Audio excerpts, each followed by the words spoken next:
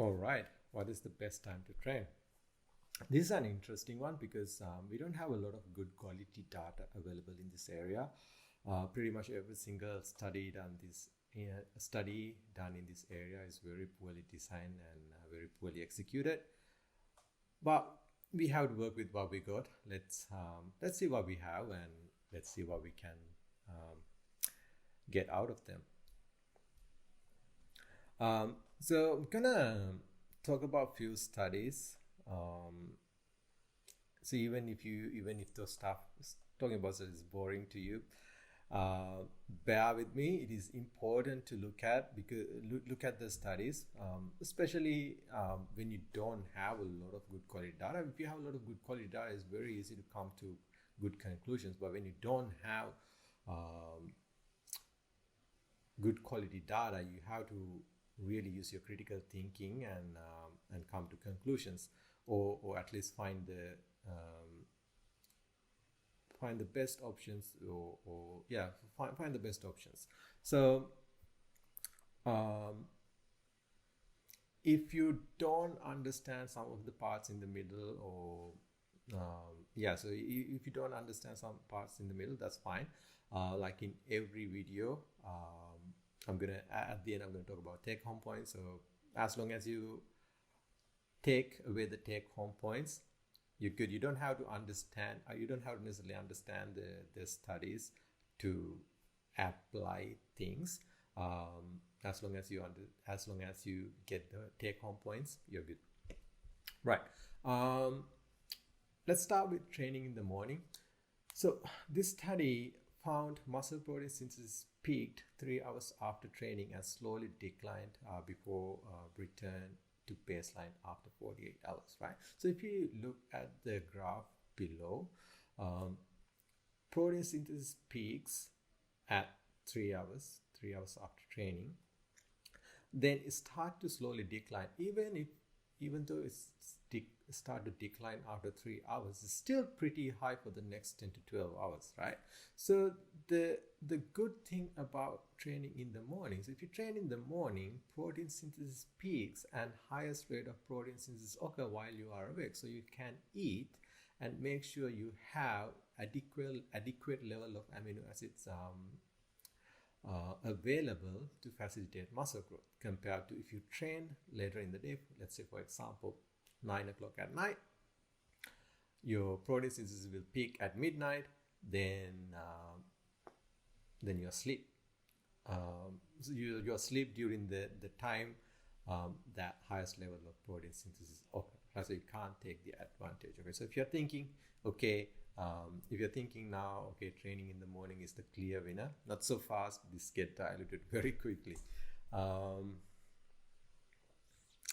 right. Training in the afternoon. The strength is higher in the afternoon compared to morning. The strength levels varies during the day. In general, strength is higher in the afternoon compared to morning.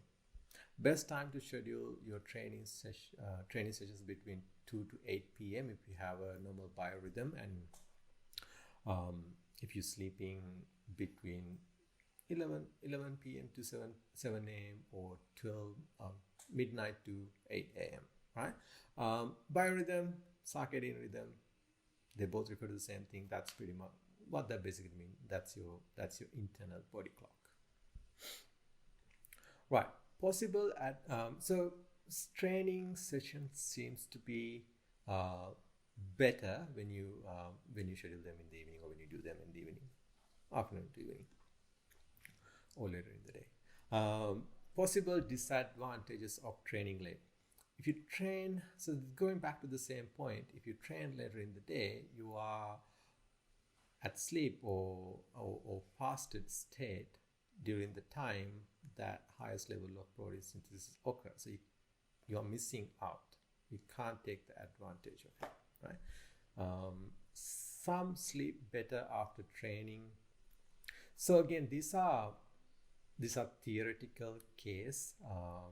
So to bear with me, right? So you just don't we put everything together at the end. So yeah, so we are pretty much still building a hypothesis or a theoretical case. Some sleep better after training later in the day, but some find it difficult to fall asleep due to elevated adrenaline levels. So again, going back to the previous point, so what we are doing now, we are basically, that's what we need to do. That's where the critical thinking comes in, especially when you don't have enough good quality data available. You have to build hypotheses to possible cases and possible scenarios, and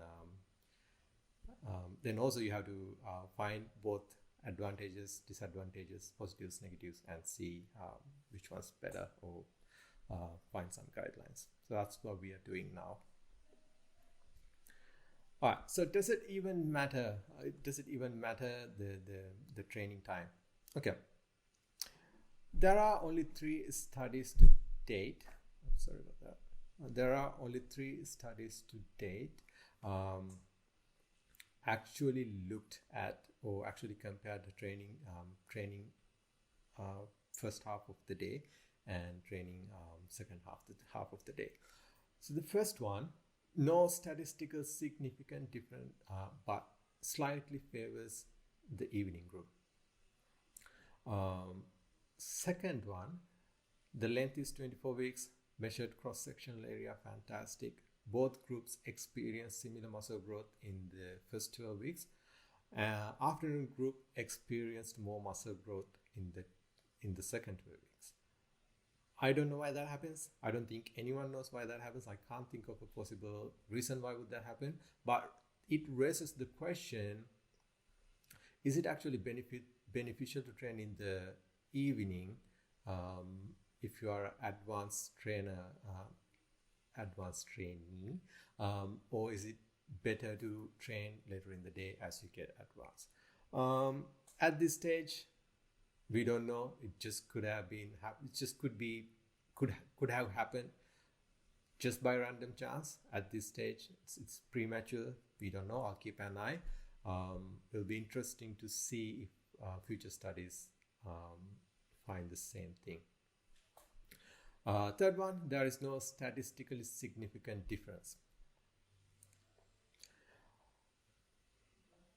Okay, so with these 3 studies available to date, slightly favors evening group, but there's a huge problem with more than one problem actually, with all 3 studies. The biggest one, none of these studies control the diet. It's insane. So we don't know this evening group experienced slightly more muscle growth just because they ate more. If they ate more calories, yeah, it's obvious they would experience more muscle growth. And in the second study, that group trained between 6:30 a.m. to 10 a.m. So we don't know if they trained fasted. Is that the reason they didn't experience same muscle growth? So now we know training fasted is not ideal for muscle growth. So we have all these questions that we don't know. When I look at these studies, like, why do you even design a study without controlling diets? But it's easy for me to say all these things. It's very hard. These studies are not cheap. They are doing this. Conducting these studies are very expensive, and when you do this type of studies, it's very hard to get funding as well, because no one really benefits from them. For example, if you are doing a study on supplement, it's not that hard to get funding, because a supplement companies will fund them, because if that study finds the supplement can help with something, muscle growth or fat loss or whatever, they can use that to market and profit from it. So they have financial benefit from it, so they will fund. But finding out if training in the morning or training in the evening is better, no one's really gonna get a lot of financial benefit from it. So I would imagine it would be very hard to get funding. And if you want to put people in a facility and control everything, control diet, again, it becomes very expensive. So I understand why they are poorly designed and poorly executed.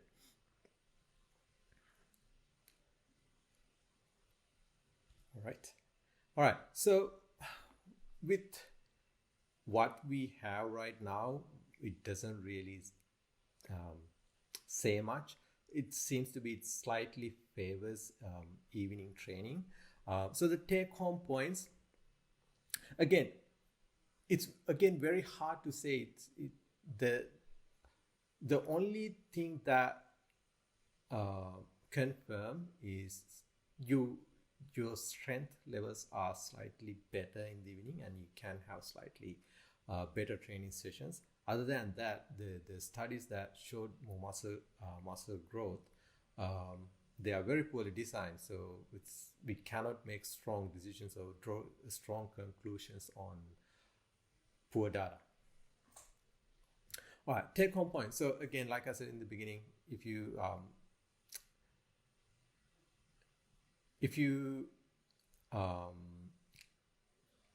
didn't understand, I think I simplified enough, but still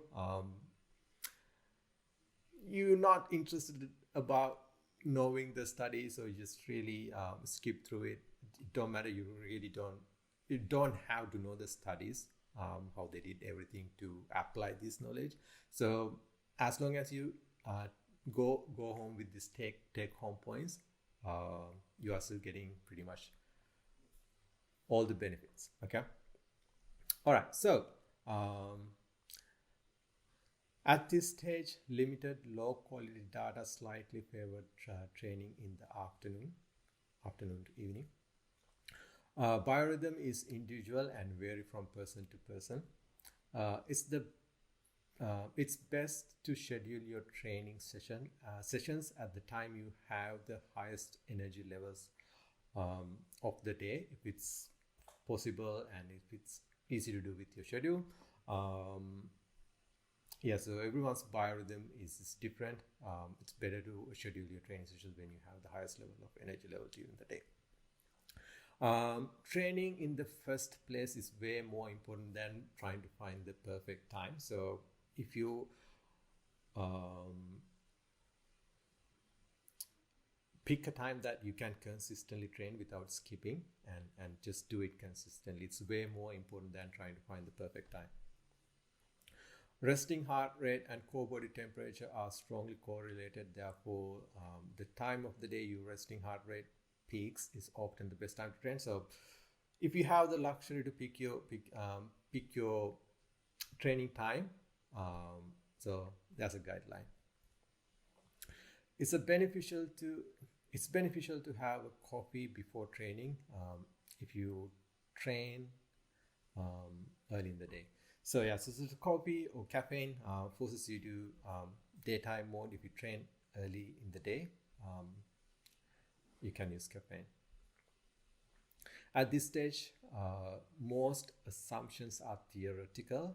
Routine is more important. Like I said before, pick a time that you can consistently train and stick with it. Athletes usually perform better during the time of the day they used to train regularly. So both these points they go together. The biggest advantage for training in the afternoon is strength is generally higher compared to morning, but continuous strength training in the morning tends to reduce the strength difference between morning and afternoon strength. So going back to the studies, really summarizing it, we cannot really come to the conclusion that evening training cause more muscle growth, because the studies are very poorly designed.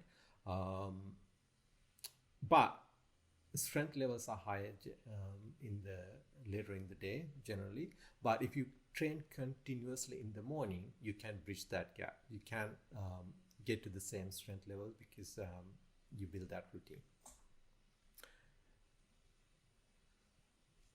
Right. So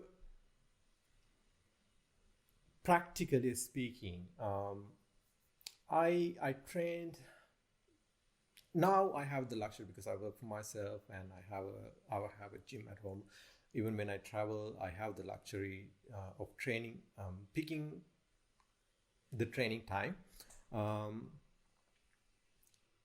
But in the past, I've done various jobs, various different shifts. I did night shifts, evening shifts, morning shifts. So I have trained in different times. I found my training sessions are better.